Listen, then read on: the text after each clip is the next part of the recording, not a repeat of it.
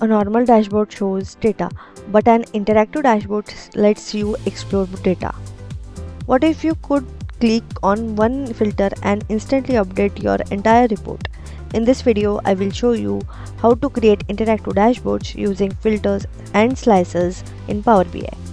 By the end of this video, your dashboard will look like professional business reports.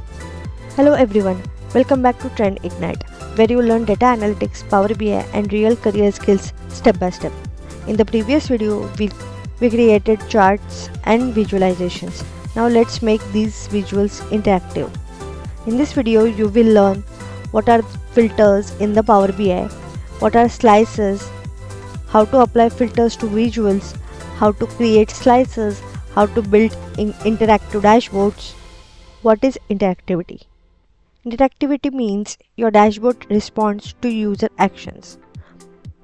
When you click filter or select something, the data updates automatically. This is what makes Power BI dashboard powerful. Let's start with filters. Filters allow you to control what data is shown in your report.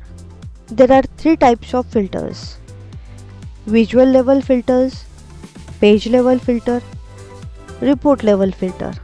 To apply filter, select a chart, go to Filters panel, drag field into Filters, choose Values. As you can see, the chart updates based on the filters. Now let's talk about slices. Slices are visual filters that appear on your dashboard. They allow users to interact with the data easily. To create a slicer, click on Slicer Visual. Drag a field like region or date or something else. Now you can select values and see your dashboard updates instantly. Interactivity demo. Let's see how it works. Select regions, all charts update. Change date, visual adjust. This is the power of interactive dashboards. Format slices. You can customize slices to make them look professional. Change drop-down style, adjust colors. This improves user experience. Build interactive dashboards.